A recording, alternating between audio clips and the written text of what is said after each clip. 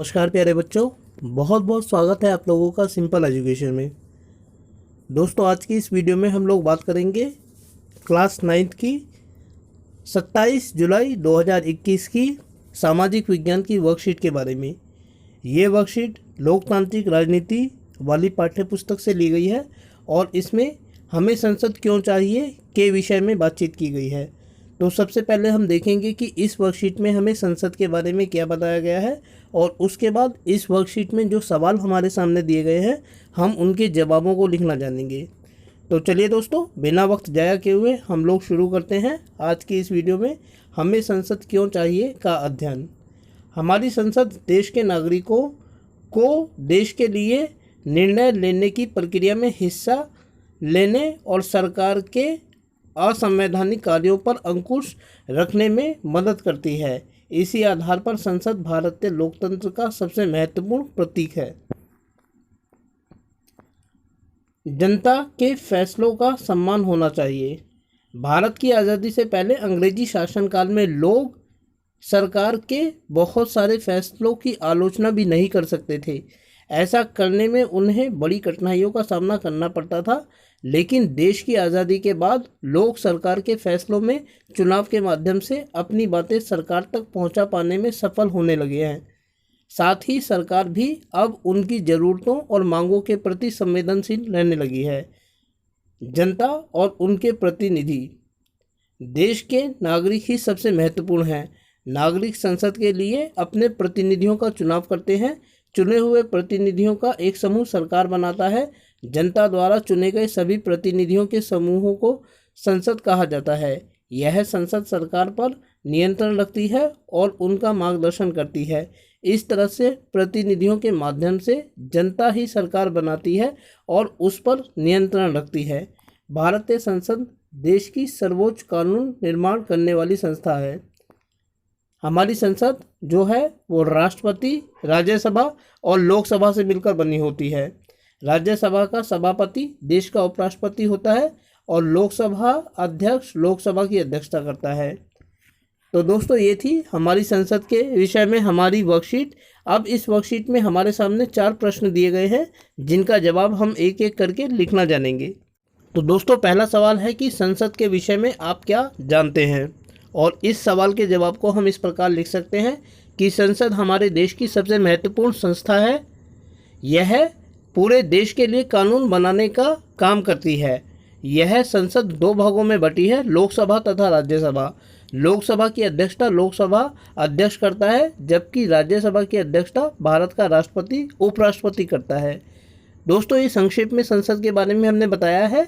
हालांकि संसद को सिर्फ इतने से शब्दों में नहीं समेटा जा सकता है, परंतु सिर्फ एक प्रतीक के रूप में हमने यहाँ जाना है कि संसद क्या है।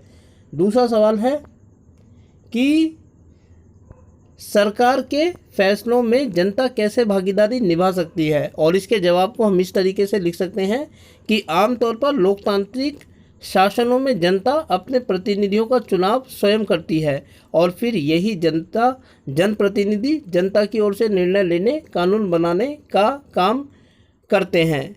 इस प्रकार हम देखते हैं कि भारत जैसे लोकतांत्रिक देशों में जनता अपने ऊपर शासन करने वाले लोगों को खुद अपना वोट देकर चुनती है और फिर यही लोग जनता की आवाज़ बनकर जनता की ओर से संसद में जाते हैं और संसद में वो लोगों की इच्छा के अनुरूप कानून बनाने का काम करते हैं।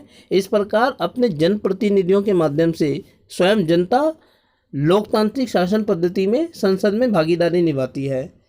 दोस्तों, तीसरा सवाल है कि क्या जनता सरकारी फैसलों की आलोचना कर सकती है, स्पष्ट कीजिए। और इसके जवाब को हम इस तरीके से लिख सकते हैं कि हाँ, भारत जैसे लोकतांत्रिक देशों में संविधान द्वारा मौलिक अधिकारों के अंतर्गत नागरिकों को स्वतंत्रता का अधिकार प्रदान किया गया है, जिसके अंतर्गत नागरिक सरकार के फैसलों की आलोचना तथा शांतिपूर्ण विरोध भी कर सकते हैं। यदि कोई सरकार नागरिकों की आवाज़ को दबाती है तो नागरिक अगले आम चुनावों में अपना वोट किसी अन्य राजनीतिक दल को देकर विजयी बनाती है। लोकतंत्र में विरोध का एक तरीका यह भी है। तो दोस्तों, हम जानते हैं कि भारत जैसे देशों में हमारे जो संविधान के द्वारा मौलिक अधिकार प्रदान किए गए हैं उसके अंतर्गत हम शांतिपूर्ण तरीके से सभा कर सकते हैं, सरकार के फैसलों के खिलाफ आवाज़ उठा सकते हैं। अगर इतना करने के बावजूद भी कोई दल या सरकार जनता की आवाज़ को दबाने का प्रयास करती है, तो जनता के पास सबसे बड़ा हथियार यह है कि अगले 5 सालों के बाद जब दोबारा से नया शासन चुनने के लिए आम चुनाव कराए जाएंगे, तो जनता उस दल को दोबारा वोट नहीं देगी, बल्कि उसके स्थान पर किसी दूसरे राजनीतिक दल को, किसी दूसरे नेता को अपना वोट देकर विजयी बनाएगी। और ये लोकतंत्र में जनता के पास सबसे बड़ा अधिकार है, सबसे बड़ा हथियार है। तो चौथा और आखिरी सवाल है कि संसद किस प्रकार आम जनता की आवाज़ होती है, और इसके जवाब को हम इस तरीके से लिख सकते हैं कि भारत जैसे लोकतांत्रिक देशों में जनता स्वयं अपने प्रतिनिधियों का चुनाव करती है, और फिर जनता द्वारा चुने गए ये प्रतिनिधि ही संसद में जाकर सरकार का निर्माण करते हैं तथा जनता की ओर से निर्णय लेने का काम करते हैं। तो दोस्तों, ये थी आप लोगों की आज की सामाजिक विज्ञान की वर्कशीट नंबर 9। मैं उम्मीद करता हूँ कि आपको यह वीडियो अच्छी लगी होगी, और साथ ही आपसे अनुरोध करता हूँ कि यदि वीडियो अच्छी लगी तो वीडियो को लाइक और चैनल को सब्सक्राइब करना बिल्कुल ना भूलें। इसके अलावा बेल आइकन को प्रेस करें ताकि मेरी सभी वीडियोस का नोटिफिकेशन आपको मिलता रहे। तो दोस्तों, फिलहाल आप लोगों से विदा लेना चाहूँगा। वीडियो को देखने के लिए आपका बहुत बहुत धन्यवाद।